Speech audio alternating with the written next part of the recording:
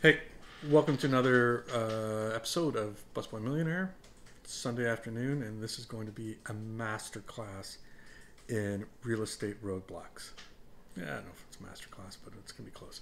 Okay, so here's the whole thing about any investment thing, but real estate in particular. You can get into a lot of roadblocks that are going to come into your way. It's either financing, tenant issues, renovations. There's a ton of stuff that's going to get in your way, but you have to be able to get past it. And once you get past it, it's going to be fine. Don't get freaked out about it. It happens to everybody. Nobody gets into real estate and says, oh, it's clear sailing. If that happens with anybody, they're lying to you. It doesn't work that way. So, let me give you the most recent example for us and how this roadblock became an avenue, or sorry, an inspiration to do more. And actually glad it happened, because if it hadn't happened, I wouldn't be thinking about this new way to invest in real estate. So the topic's all about real estate roadblocks and how those roadblocks can actually open you up to new avenues of what you can do or should do. So don't look at them as roadblocks. Look at them as opportunities. Okay, so 98 bought the first house. 2002, 2003 we bought the second house. Kept buying stuff, and then 2011 we by accident completely got into the whole short-term rental business. I have no idea that was even a business. This was before Airbnb was even in Canada. It had started off in the US around 2012, I'm not exactly sure. But then it became more prevalent in Canada in 2014, and that's when we signed up. But we were, with our rental places in 2011, we were on HomeAway and VRBO. So we started the short-term rental business then. And short-term being what you know Airbnb is today. At that time, there was only HomeAway and VRBO that you could list on. And in Toronto, there was 400 listings, I want to say, or 250, and then it went to 400. Something like that, but it was tiny. And we could not keep up with demand, which spurred us on to convert our long-term listings to short-term. Now, I know there's a lot of controversy out there about, oh, landlords kicking tenants out to do short-term. I did none of that. As my tenants left, I converted my places. I didn't ask them to leave. I didn't force them out.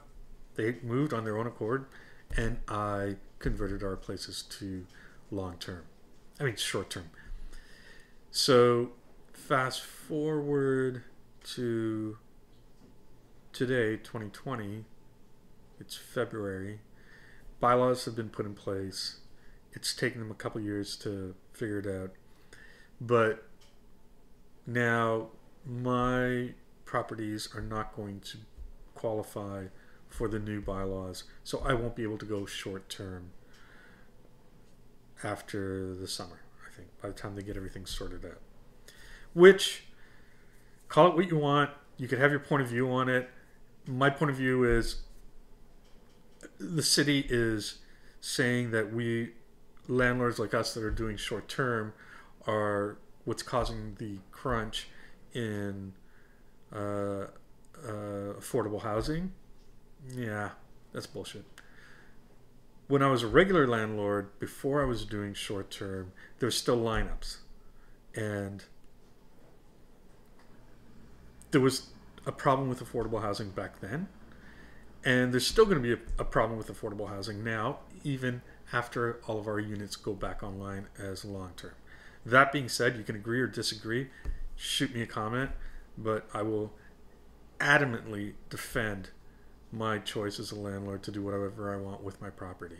The problem with affordable housing isn't I haven't caused it. The city's caused it. Look at all the condos that are going up. Why are they not putting up more incentive for people to build apartment buildings for affordable housing? So that's a different rant. Fine, leave your comment. I'll deal with it. So, but that's the challenge. So now I have a challenge where the roadblock is my short-term rentals are now going to be taken off the market, which I'm fine. I'll do it. And then when you're faced with a challenge about how you're going to deal with your rental property, what do? You throw your hands up and go, oh, okay, I'm just going to go long term. Yeah, you can do long term, but what it did was it forced me to look at other ways to invest. So it was a huge eye-opener and made me rethink the way that we did things. And I start to think about, we have all this experience, all the success with the short-term rental. Why am I keeping my experience and what we've done here in success in Toronto? I could do the same thing anywhere else. So this challenge, this roadblock, has led us to investigate other things.